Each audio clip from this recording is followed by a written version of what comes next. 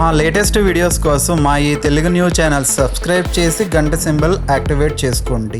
రేపు బుధవారం రోజున మర్చిపోకుండా ఈ ఆకును కాల్చండి. ఇలా కాల్చడం వల్ల గంటలోనే మీ జీవితం మారిపోతుంది. కోట్లు వచ్చి పడతాయి. మీ దశ తిరిగిపోతుంది. మీకు ఇక తిరుగుండదు. కాబట్టి ఈ ఆకును తప్పనిసరిగా కాల్చండి. ఇలా కాల్చడం వల్ల మీకు ఉండే ఇబ్బందులన్నీ కూడా పోతాయి. కొంతమందికి జీవితంలో ఎన్నో కష్టాలు మరియు జాతక సమస్యలు కూడా ఉంటూ ఉంటాయి. అలాంటి వాళ్ళు ఈ ఆకును కాల్చడం వల్ల మీకు ఉండే జాతక దోషాలతో పాటు అనేక రకాల ఇబ్బందుల నుంచి కూడా మీరు బయటపడవచ్చు. అందుకే ఈ ఆకుకు చాలా శక్తి ఉంటుంది, చాలా పవిత్రత ఉంటుందని శాస్త్రాలలో చెప్పబడింది. మీరు ఒక్కసారి ఈ ఆకును కలిస్తే మీకే తెలిసిపోతుందండి. మంచి ఫలితం కూడా వస్తుంది. ఎంత దరిద్ర జాతకమైనా సరే, మన జీవితంలో ఎన్ని కష్టాలు ఉన్నా సరే ఈ పరిహారం చేస్తే చక్కగా మీ సమస్యల నుండి బయటపడగలుగుతారు. ఎందుకంటే ఈ ఆకు చాలా చాలా శక్తివంతమైనది. ఒక రకంగా చెప్పాలంటే కనుక ఈ ఆకు మనకు ఉండే మానవుడికి గ్రహబలం పెరిగేలాగా చేస్తుంది. బుధవారం రోజు ఈ పరిహారం చేసుకోవటం వల్ల అనేక లాభాలను మనం పొందవచ్చు. అన్ని విధాలుగా కూడా మనకు బాగా కలిసి వచ్చేలాగా చేసుకోవచ్చు. లక్ష్మీదేవి అనుగ్రహం కలిగించుకోవచ్చు. గ్రహబలం పెరిగేలాగా చేసుకోవచ్చు. కొన్ని గ్రహాలను ఒక స్థితిగా నడిచేలాగా చేసుకోవచ్చు. జాతకంలో ఎన్ని సమస్యలు ఉన్నా వాటన్నిటినీ కూడా మనం పోగొట్టుకోవచ్చు. అందుకే బుధవారం రోజు ఈ ఆకుతో పండితులు ఈ పరిహారాలు ఆచరిస్తూ ఉంటారు.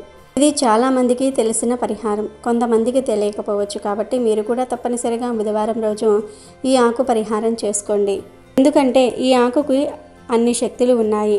ఈ ఆకుతో ఎటువంటి పరిహారాలు చేసినా 100కు 100% ఫలితాలు వస్తాయి. పరిహార శాస్త్రంలో ఈ ఆకుకు ఎంతో ప్రాధాన్యతను ఇచ్చారు. బుధవారం అనేది చాలా మంచి రోజు, గణపతికి ఎంతో ఇష్టమైన రోజు. కాబట్టి బుధవారం రోజు అందరూ కూడా ఈ ఆకును కాల్చండి.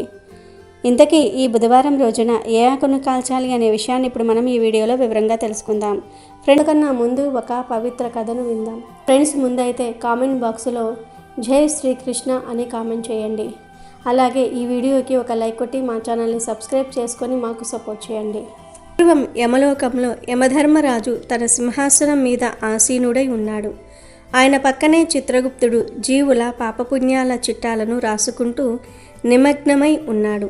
యమధర్మరాజుకు ఎప్పుడూ ఒక సందేహం ఉండేది. భూమి మీద మనుషులు ఎందుకు ఇంత కష్టపడుతూ ఉన్నారు?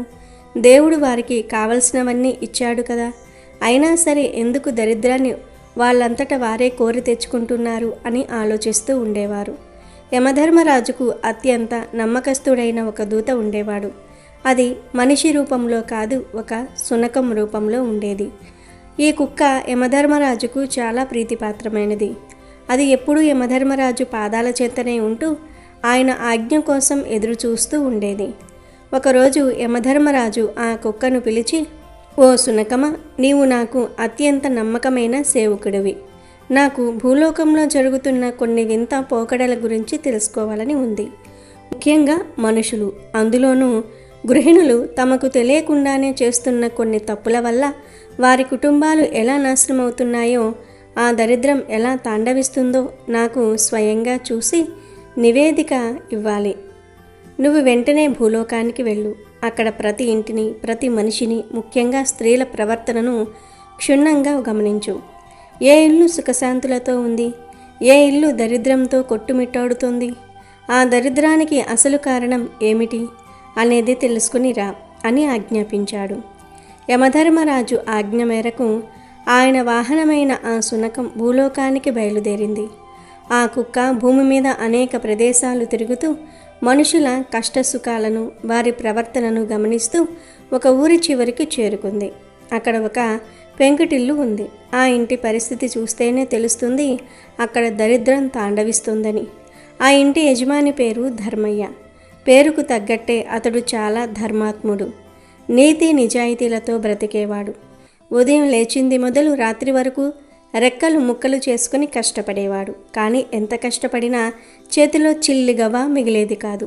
వచ్చిన డబ్బు వచ్చినట్టే ఏదో ఒక ఆపద రూపంలోనూ, అనారోగ్యం రూపంలోనూ ఖర్చు అయిపోతూ ఉండేది. ధర్మయ్యకు లక్ష్మీదేవి అంటే అమితమైన భక్తి. ప్రతిరోజు ఉదయాన్నే లేచి స్నానం చేసి దొరికిన కొన్ని పూలతో అమ్మవారి పటం ముందు కూర్చొని కన్నీళ్లు పెట్టుకుంటూ పూజ చేసేవాడు. తల్లి మహాలక్ష్మి, నేను ఏ పాపం చేశానని నాకు ఈ దరిద్రం? నేను కష్టపడటంలో లోపం లేదు, నీతిగా బ్రతకటంలో లోపం లేదు, అయినా నా ఇంట్లోకి రావడానికి నీకు మనసు రావటం లేదా తల్లి? ఎన్నాళ్ళు నేను ఈ పేదరికంలో మగ్గిపోవాలి? నా భార్యకు మంచి చీర కూడా కొనలేకపోతున్నాను. పిల్లలకు కడుపు నిండా తిండి పెట్టలేకపోతున్నాను. నా ఇంటి వైపు ఒక్కసారి కన్నెత్తి చూడు తల్లి అని బోరున ఏడ్చేశాడు. అతని భక్తిని, ఆవేదనను ఆ కుక్క దూరం నుండి గమనిస్తూనే ఉంది. ధర్మయ్య భార్య కూడా చెడ్డది కాదు, అమాయకురాలు. ఆమెకు భర్త అంటే గౌరవం ఉంది, కుటుంబం అంటే ప్రేమ ఉంది. ఉదయాన్నే లేస్తుంది, ఇంటి పనులన్నీ చకచకా చేసుకుపోతుంది. కానీ ఆమెకు తెలియకుండానే ఆమె కొన్ని పనులు చేస్తుంది. ఆ కుక్క ఆమెను నిశితంగా గమనించింది. ఆమె నిద్రలేచిన వెంటనే తన పొడవైన జుట్టును విరబూసుకుని అది గాలికి ఎగురుతూ ఉంటే అలాగే ఇల్లంతా తిరుగుతూ పనులు చేస్తోంది. వంటగదిలో, హాల్లో, పెరట్లో ఎక్కడికి వెళ్ళినా ఆ జుట్టు ఆమె వెనుక ఒక నల్లని మేఘంలా ఎగురుతూనే ఉంది. ఆమెకు అది ఒక అలవాటుగా మారిపోయింది. ఇక పనులన్నీ అయ్యాక లేదా కాస్త విరామం దొరికితే చాలు ఆమె నేరుగా వచ్చి ఇంటి సింహద్వారమైన గడప మీద కూర్చుంటుంది. అక్కడ కూర్చుని కూరగాయలు కోయటం, పక్కింటి వాళ్ళతో కబుర్లు చెప్పటం, లేదా అలా శూన్యంలోనికి చూస్తూ గడపనే ఆసనంగా చేసుకుని కూర్చోవటం ఆమె దినచర్యలో భాగం. సాయంత్రం అవుతూ ఉందంటే చాలు ఆ ఇల్లు యుద్ధరంగాన్ని తలపిస్తుంది. భర్త ధర్మయ్య అలసిపోయి ఇంటికి రాగానే ఆమెకు ఎక్కడలేని చిరాకు వస్తుంది. సరిగ్గా దీపం పెట్టే వేళ ఆమె తన కష్టాలను తలుచుకుని లేనిపోని విషయాలకు భర్తతో గొడవ పడుతుంది. లేదా మన తలరాత ఇంతే, మనకెప్పుడు ఈ కష్టాలే అంటూ గొంతు బాదుకొని ఏడవటం మొదలు పెడుతుంది. రోజు సాయంత్రం ఆ ఇంట్లో ఈ ఏడుపుల గోల సర్వసాధారణం అయిపోయింది. ధర్మయ్య ఎంత చెప్పినా ఆమె తీరు మారేది కాదు. ఒకరోజు రాత్రి ధర్మయ్య పూజ ముగించుకొని కన్నీళ్లతో అలాగే నిద్రపోయాడు. ఆ రాత్రి అతని కలలో సాక్షాత్తు లక్ష్మీదేవి ప్రత్యక్షమైంది. ధర్మయ్య ఆనందానికి అవధులు లేవు. అమ్మా, వచ్చావా తల్లి? నా మొర ఆలకించావా అని ఆమె పాదాలపై పడ్డాడు. అప్పుడు లక్ష్మీదేవి శాంత స్వరంతో, ధర్మయ్య, నీ భక్తి గొప్పది. నీ కష్టానికి తగిన ప్రతిఫలం ఇవ్వాలని నాకు ఉంది. నేను రోజూ నీ ఇంటికి రావాలని ఆ గడప వరకు వస్తున్నాను, కానీ లోపలికి రాలేక వెనక్కి వెళ్ళిపోతున్నాను అంది. ధర్మయ్య ఆశ్చర్యపోయి, అదేంటి తల్లి, నా ఇల్లు చిన్నదని అసహించుకుంటున్నావా, లేక నేను పేదవాడినని రావటం లేదా అని అడిగాడు. అప్పుడు లక్ష్మీదేవి, కాదు ధర్మయ్య, ఇల్లు చిన్నదా పెద్దదా అని నేను చూడను. ఇల్లు శుభ్రంగా పవిత్రంగా ఉందా లేదా అని మాత్రమే చూస్తాను. నీ భార్యకు తెలియకుండానే ఆమె కొన్ని పొరపాట్లు చేస్తుంది. ఆమె ప్రవర్తన వల్ల నీ ఇంటి గడప దగ్గర ఒక అదృశ్యమైన అడ్డుగోడ ఏర్పడింది. ఆమె ఆ 3 పనులు మానుకుంటే తప్ప నేను నీ ఇంట్లో అడుగు పెట్టలేను అని చెప్పి మాయమైపోయింది. ఉలిక్కిపడి లేచిన ధర్మయ్యకు కల మొత్తం గుర్తుకు వచ్చింది. తెల్లవారగానే భార్య దగ్గరకు వెళ్ళాడు. ఏమే, రాత్రి అమ్మవారు నా కలలోనికి వచ్చారు. మన దరిద్రానికి కారణం నువ్వేనంట. నువ్వు చేస్తున్న ఆ 3 పనుల వల్లే మన ఇంటికి లక్ష్మి రావట్లేదంట. ఇప్పటికైనా ఆ పద్ధతులు మార్చుకో అని బ్రతిమిలాడాడు. కానీ అతని భార్య అమాయకత్వం, మొండితనం కలగలిసి, నేనేం తప్పు చేస్తున్నాను? నా జుట్టు ఆరబెట్టుకోవడానికి విరబోసుకుంటున్నాను. గాలి వస్తుందని గడప మీద కూర్చుంటున్నాను. కష్టాలు తట్టుకోలేక సాయంత్రం ఏడుస్తున్నాను. ఇందులో తప్పేముంది? నా అలవాట్లు నేను మార్చుకోలేను. అయినా దేవుడు మనకు రాసిపెట్టి ఉంటే అవే వస్తాయి. నా వల్ల కాకపోతే ఎలా అని ఎదురు తిరిగింది.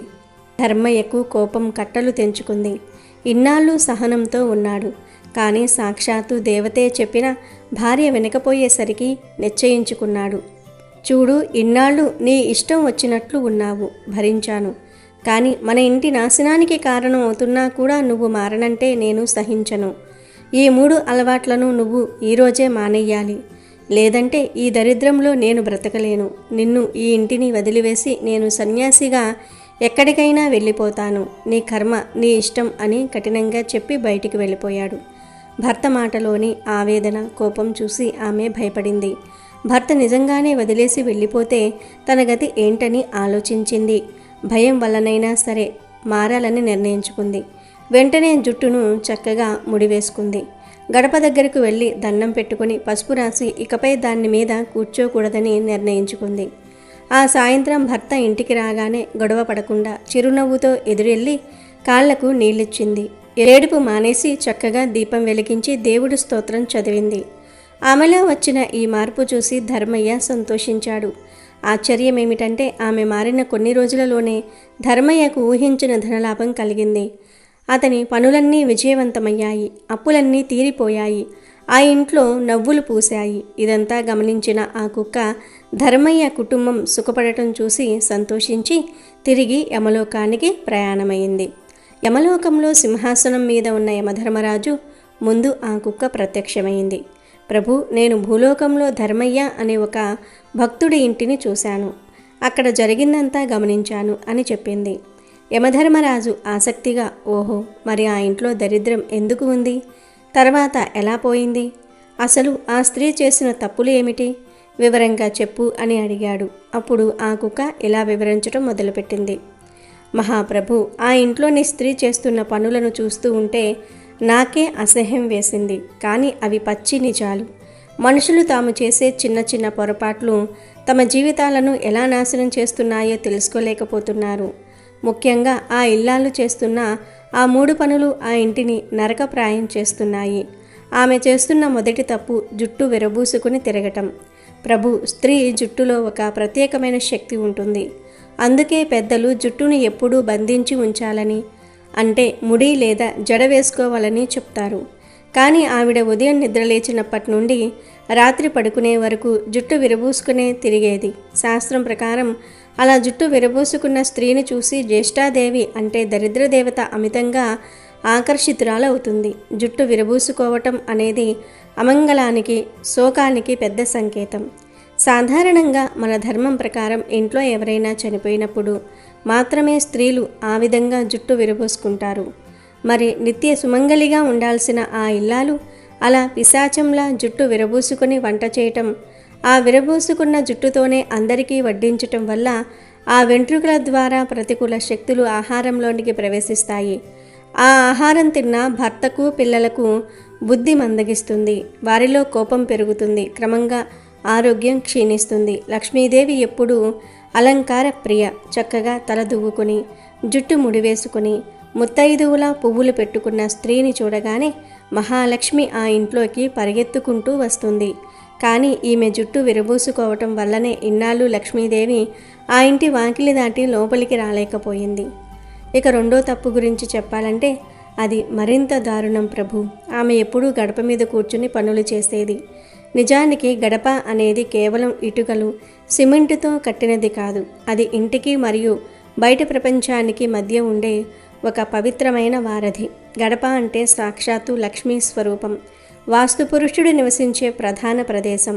ఆ ఇల్లాలు ఆ పవిత్రమైన గడపనే ఒక కుర్చీలా కూర్చుని దాని మీద గంటల కొద్దీ కూర్చునేది.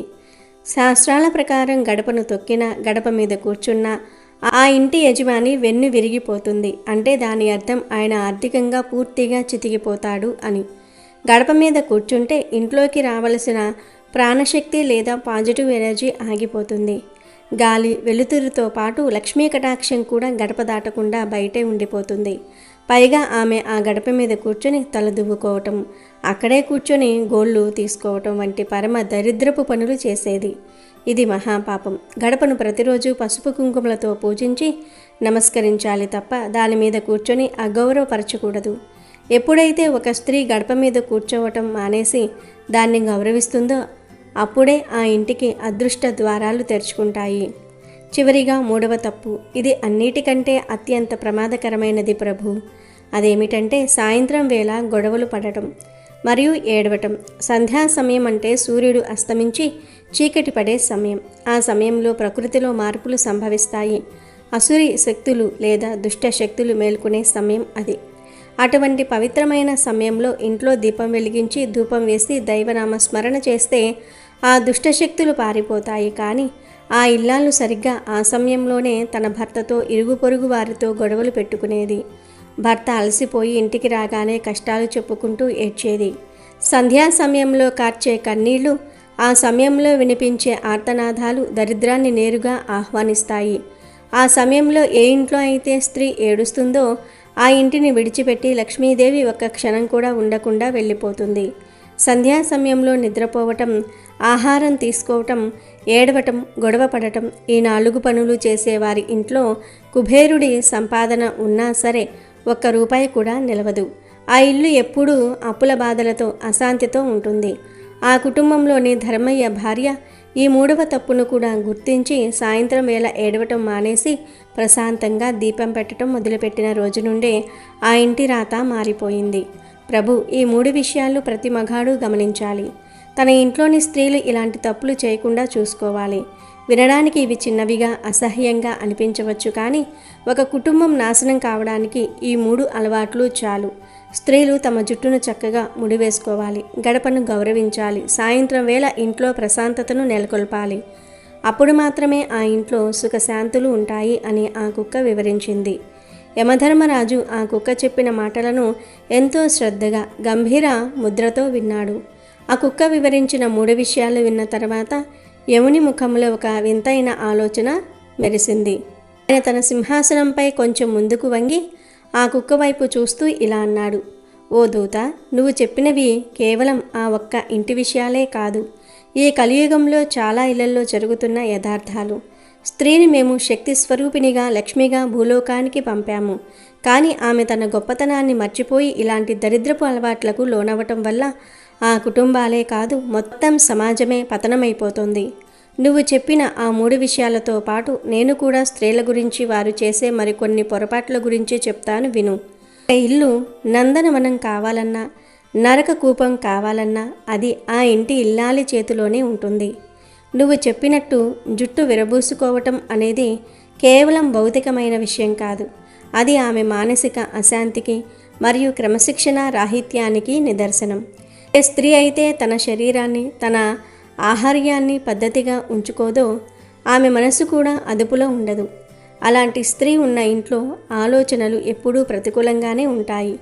ఇక గడప మీద కూర్చోవటం గురించి చెప్పావు. అది సాక్షాత్తు లక్ష్మీదేవిని గుమ్మం బయటే నిలబెట్టి అవమానించటమే. గడప అనేది ఒక ఇంటి గౌరవానికి చిహ్నం. ఆ గౌరవాన్ని కాపాడాల్సిన స్త్రీయే దానిపై కూర్చొని అగౌరవపరిస్తే ఆ ఇంటి మర్యాద బజారున పడుతుంది. ఇక సాయంత్రం వేళ ఏడవటం అనేది ఎంతటి ఘోరమైన తప్పో తెలుసా?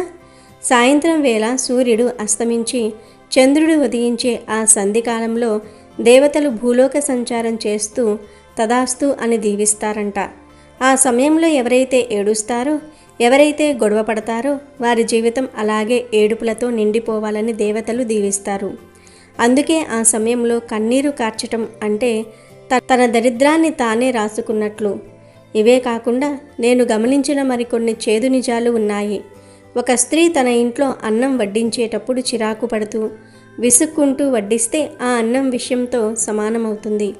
వడ్డించే స్త్రీ ముఖంలో చిరునవ్వు లేకపోతే ఆ ఇంట్లో ఉన్న పురుషుల ఆయుష్ క్షీణిస్తుంది. అలాగే స్త్రీలు తమ నోటి దురుసుతనం వల్ల కూడా ఇళ్లను నాశనం చేసుకుంటున్నారు. ఏ ఇంట్లో అయితే స్త్రీ మాట కఠినంగా ఉంటుందో, ఎక్కడైతే భర్తను, పెద్దలను కించపరుస్తూ మాట్లాడుతుందో అక్కడ సరస్వతీదేవి కూడా ఉండదు. స్త్రీ వాక్కు అమృతంలా ఉండాలి. కానీ నేటి కాలంలో అది అగ్నిలా మారి ఇళ్లను తగులబెడుతోంది.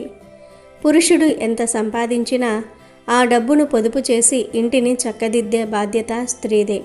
కానీ స్త్రీ ఎప్పుడైతే విలాసాలకు అలవాటు పడి ధర్మాన్ని మర్చిపోతుందో అప్పుడు ఆ కుటుంబం అప్పుల ఊబిలో కూరుకుపోతుంది.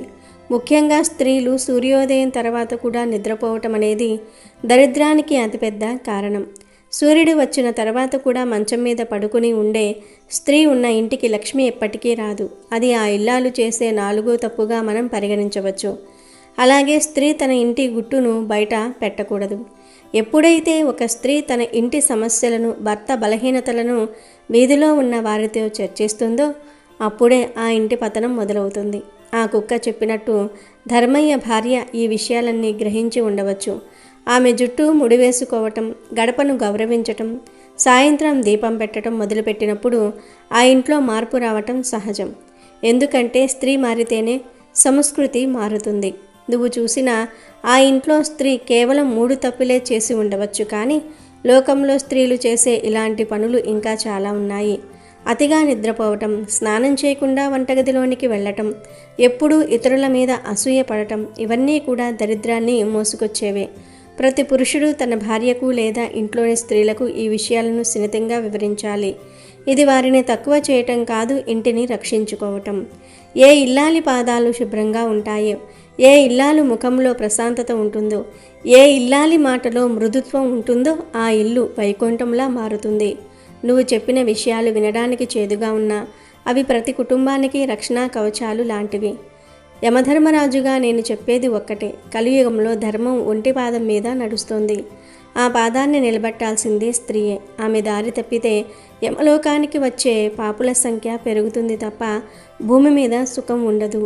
ఈ చేదు నిజాలను ఏ మగాడైతే గ్రహించి తన ఇంటిని సరిదిద్దుకుంటాడో అతనికి నా పాశంతో పని ఉండదు, అతను సుఖంగా 100 ఏళ్ళు జీవిస్తాడు అని యమధర్మరాజు తన దూతతో విడమర్చి చెప్పాడు.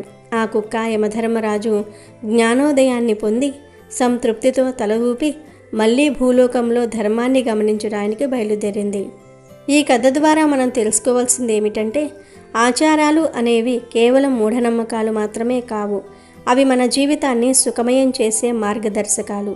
స్త్రీ గౌరవప్రదంగా పద్ధతిగా ఉన్నప్పుడే ఆ ఇంటికి, ఆ వంశానికి కీర్తి ప్రతిష్టలు లభిస్తాయి. ఇక వీడియోలోకి వస్తే, బుధవారం రోజు ఈ ఆకుకు విపరీతమైన శక్తులు వస్తాయి గనుక బుధవారం రోజు ఈ ఆకును కాలిస్తే చాలు, మీ జాతకంలో ఉన్న దోషాలన్నీ కూడా పోతాయి. 1 గంటలో మీ జీవితం మారిపోతుందని సిద్ధశాస్త్రం చెప్తుంది.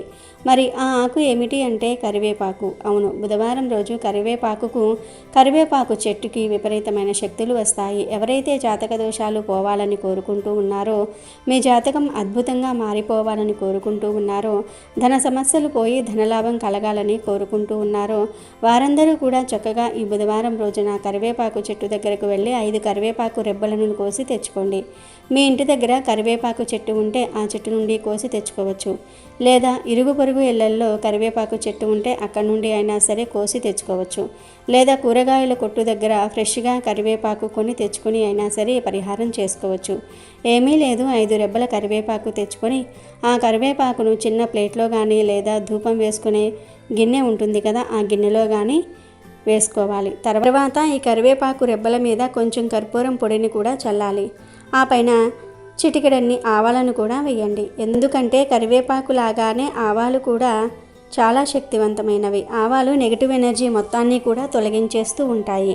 కనుక ఒక ప్లేట్లో లేదా గిన్నెలో కరివేపాకును పెట్టి ఆ కరివేపాకు మీద కొన్ని ఆవాలు పోసి వీటిపైన కర్పూరాన్ని పొడి చేసి వేయండి.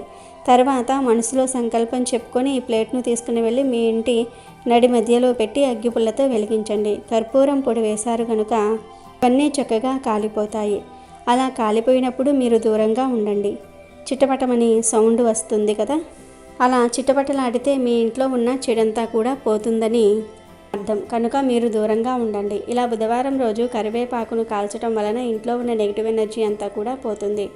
1 గంటలోనే మీకు ఉండే జాతక సమస్యలన్నీ కూడా పోతాయి. మీ జీవితం అద్భుతంగా మారిపోతుంది. ఈ పరిహారాన్ని 3 బుధవారాలు చేయాల్సి ఉంటుంది. అలా చేస్తే మీరే అద్భుతమైన ఫలితాలను పొందుతారు, కోట్లు సంపాదించే స్టేజ్కి వెళ్తారు. కనుక ప్రతి ఒక్కరూ కూడా బుధవారం రోజు ఈ కరివేపాకుతో ఈ చిన్న పరిహారాన్ని చేయండి. ఖచ్చితమైన ఫలితాలను పొంది ఆనందంగా జీవించండి. వీడియో నచ్చితే లైక్ చేయండి, షేర్ చేయండి, బట్ సబ్స్క్రైబ్ చేసుకోవడం మర్చిపోవద్దు.